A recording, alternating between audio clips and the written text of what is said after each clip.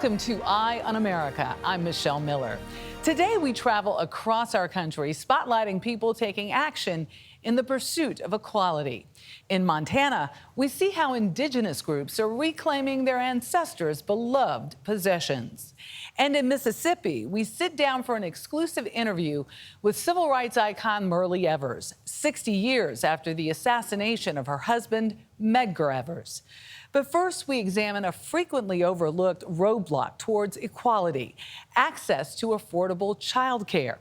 Some families across the country are spending upwards of 20% of their income on the essential service, if they can even find it. Meg Oliver met with parents taking action against this increasingly costly dilemma. Amelia Emanuel is like so many single mothers. I start my day between 4:30 and 5. Other foot, I am a single parent. I kind of explained to her, like, we have to share the responsibilities in the morning. You got the other side? It gets really difficult just because I can move fast, she can't move fast. The 33-year-old working mom and college student commutes an hour every morning, so her 4-year-old daughter Eliana can go to this daycare on the south side of Boston. If you don't have childcare, then you now have to stay home. If you have to stay home, then you can't work. If you can't work, you have no income. Massachusetts leads the country with the most expensive childcare. For an average family with an infant, it's pricier than some colleges at more than $20,000 a year. Emmanuel applied for a low-income voucher through the state. Instead of paying $250 a week for daycare, she now pays $11.35. As soon as I got the voucher, I knew exactly what locations I wanted my daughter to be in. Not every location in the better neighborhoods will accept your voucher. Across the United States, more than 50% of Americans live in a child care desert, meaning there's either no child care or there's more children than licensed care slots. Utah, Nevada, New York, and West Virginia are among the worst. It's a nationwide crisis pushing some parents to the brink. When this daycare shut down, what went through your minds? What are we going to do? Who's going to take care of our kids? So I actually did lose my job. Sorry, I'm emotional. That's okay. So yeah, it impacted my performance too much last year. Could you keep up what you were doing, taking care of your kids and working? It was hard. Like, I put my family first instead of my job. Here in Outagamie County, Wisconsin, population close to 200,000, more than 1,200 children are on a wait list for childcare. When this daycare shut down with little notice, full-time working moms Virginia Moss and Tiffany Simon took action. We had dinner together 2 nights in a row, and we're just running numbers and figuring out what's going to make sense, and we felt like we could do it. Hi. They bought the building and within 2 months opened Joyful Beginnings Academy, hiring management, 20 daycare workers, and enrolling 75 kids. Why do we got shovels? It's a small fix in a desperate area. Their school already has a wait list of nearly 100 kids. We've seen both sides. We felt the pain both sides. And so now we can go and educate that this is a problem and we need to do something about it. If Virginia and Tiffany didn't step in and reopen this daycare facility, where would you all be? I probably would have had to turn around and sell my home, move in with my family. Really? Yeah. One of us would have probably left our jobs. What does this child care facility mean to your community? I think it's bonded our community together, especially living in a neighborhood with a lot of little kids. We all kind of went through the struggle together. When the daycare opened, it was... Coming up, a mission to return meaningful pieces of history back to their rightful owners. This is Eye on America.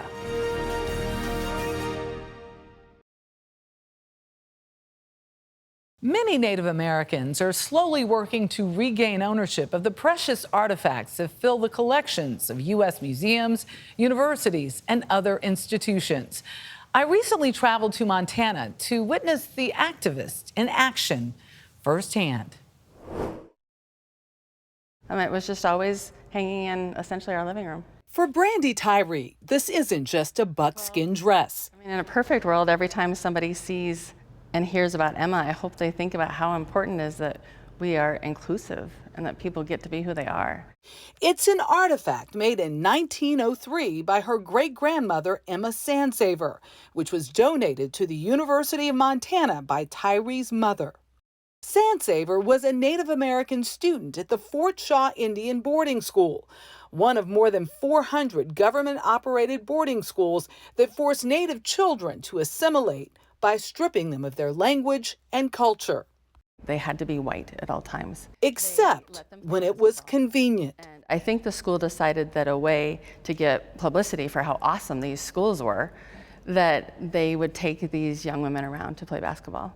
They let them design and make their own Native dresses that they could wear at halftime. How confusing was it? You were making a dress so you could be yourself at halftime, but all of the other times you had to be what was somebody else's definition of white, a culture that wasn't yours.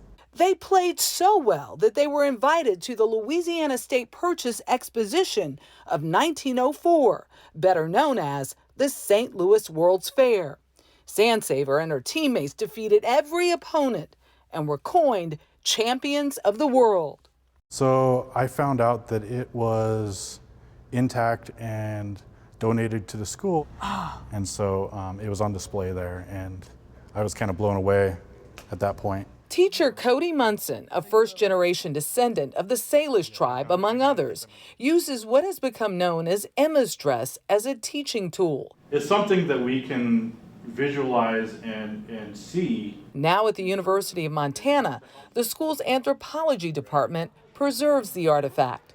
To a certain extent, Native students kind of have a sense of pride that kind of comes along with the story of the Fort Shaw team and Emma's dress. And, you know, bringing some of that reality back to light shows that they have a little more story than people have told previously.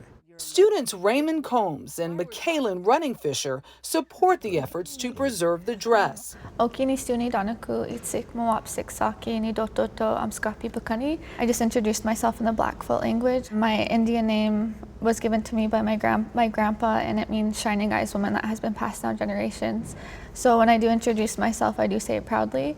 Runningfisher says her grandparents and great-grandparents were forced to attend boarding schools, which makes her work here even more meaningful.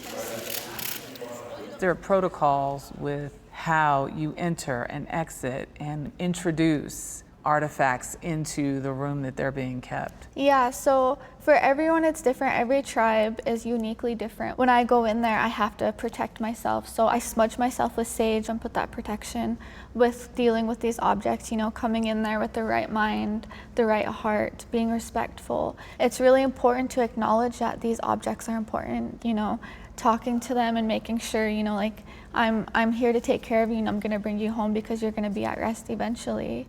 This brings up the difficult conversation around repatriation. Recent reporting found that the remains and funerary objects of more than 110,000 Native American, Native Hawaiian, and Alaskan Natives' ancestors are still being held by museums, universities, and federal agencies. That's despite a 1990 federal law calling for the items to be returned to descendants or tribal nations. I maintain that's maybe 20% of what has actually been stolen. They're everywhere. They're in private collections, they're in universities, they're in museums, and half the time they're not even displayed. So what are you doing with those remains?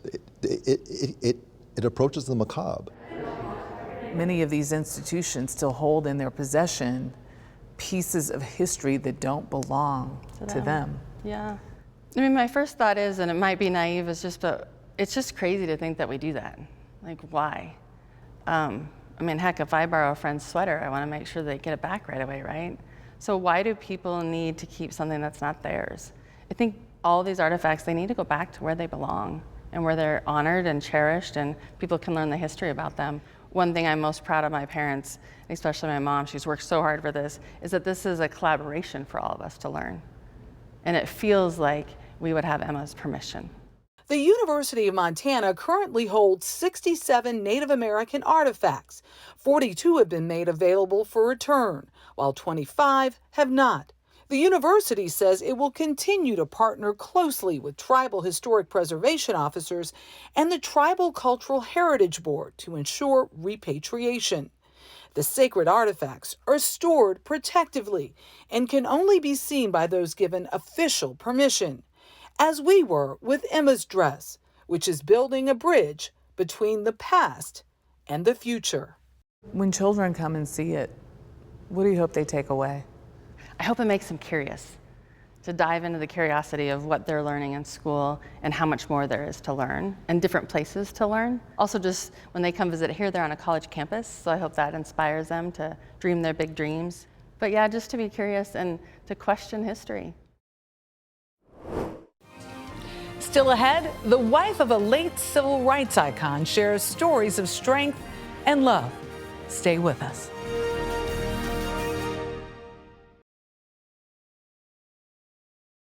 We close our show with an important conversation about carrying on the fight for equality. 60 years ago, Mississippi civil rights leader Medgar Evers was killed by a white supremacist outside of his home. Following his death, his wife took up his fight for racial justice. Gayle King spent time with Myrlie Evers to learn how she became an icon in her own right. As we sit here in your house, what memories does it bring back for you? What was it like living here? That's one heck of a question. I see love in this house that overrides the fear, hatred. Myrlie Evers has been fighting against hatred all of her life, perhaps in its strongest form in the early 1960s, when her family was under constant threat because of her husband Medgar Evers' work in the civil rights movement. I've had a number of threatening calls, people calling me saying that they were going to kill me, saying that they were going to blow my home up, and saying that I only had a few hours to live. How were you able to live like that, knowing that at any day could be his last day? Knowing that every day might be the last day was the force behind the deep love that Medgar and I had for each other and our children. Did you ever question if he loved the movement more than the family? Did you ever ask him that? Or was that not a fair question? Bet I did. Oh. What about us? You have me, your wife who loves you dearly, you have these 3 children, and Medgar would tell me that's why I'm doing what I'm doing. He told me at one time, either you are with me or you aren't. You make that decision. And in the end, you decided, my decision is I'm going to stay with you.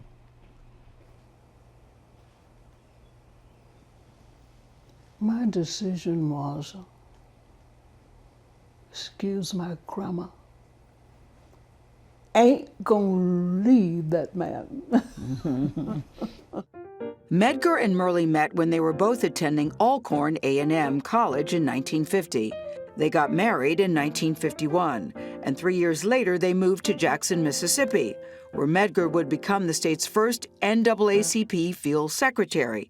It was that position that ultimately made him a target. Medgar Evers, 37 years old, killed from ambush on Wednesday, June 12, 1963. A single bullet ended his life. There was the love of my life and my children's father.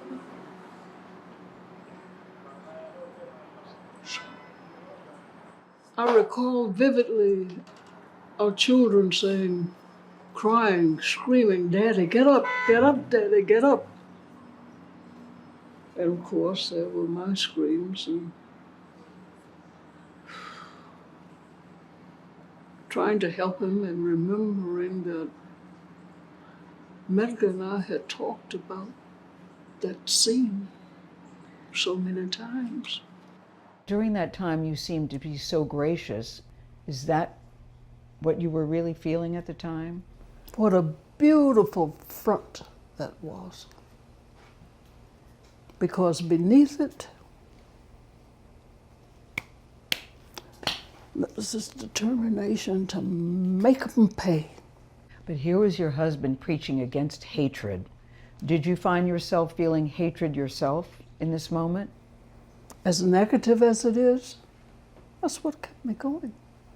Who was your hatred directed to or at? I would have to say it was initially directed to everyone whose skin color was not the same as mine. Might be ugly, but that's the way I felt.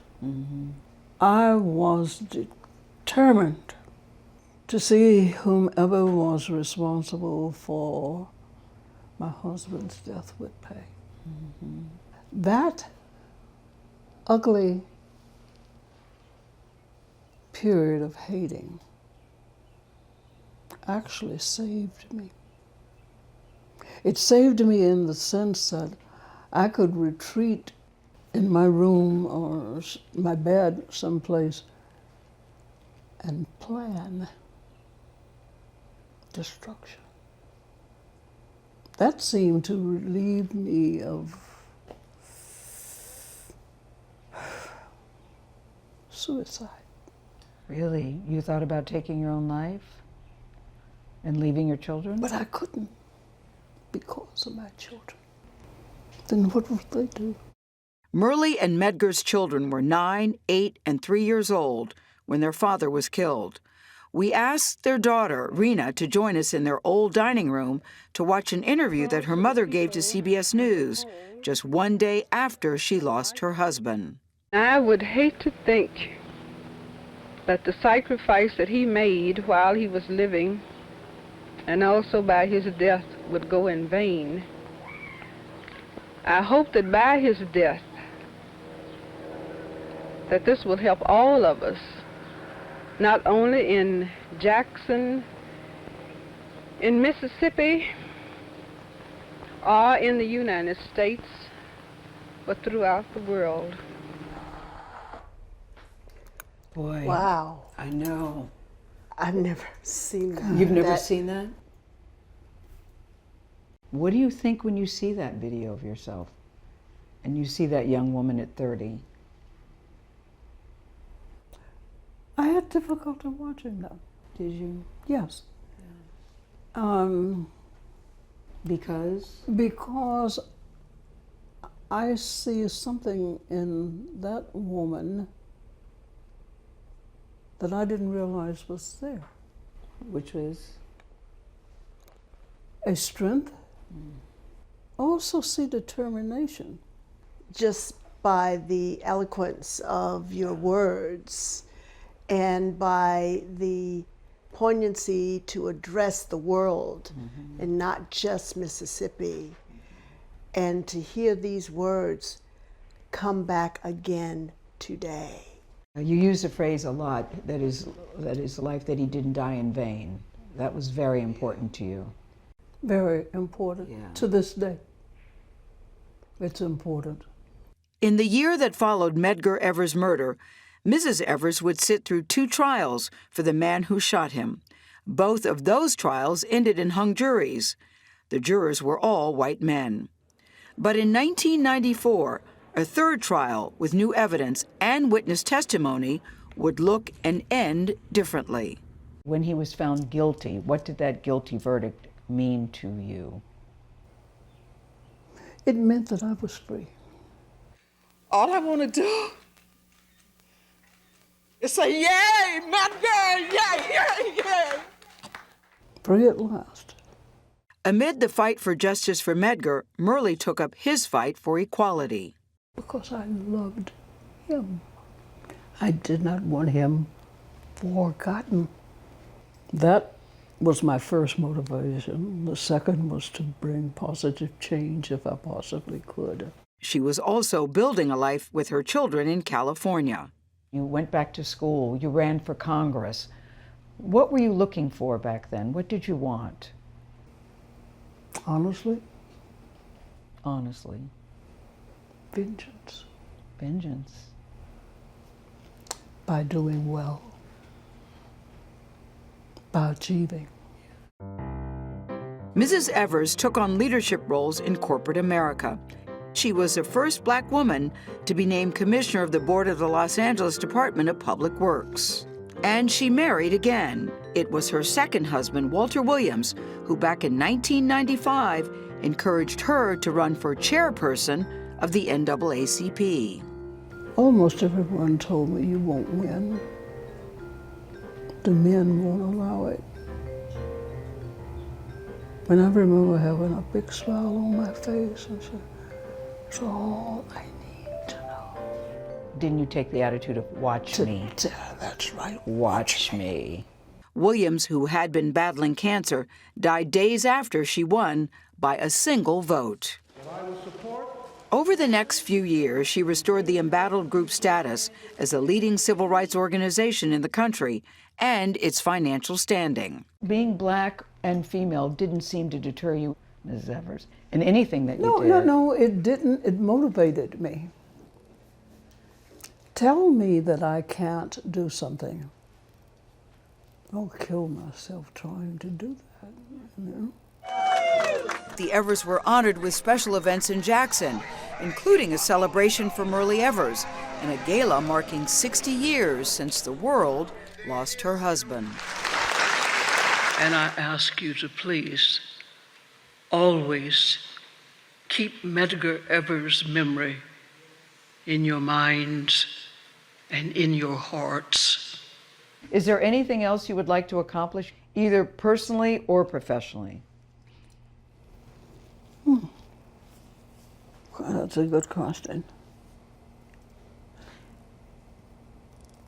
On a selfish note, I would be thankful for good health and memory. Yes, yes, yes. I hope I never lose the will to fight for what I believe in. For more stories like these and live coverage of breaking news 24/7, stream us right here on CBS News.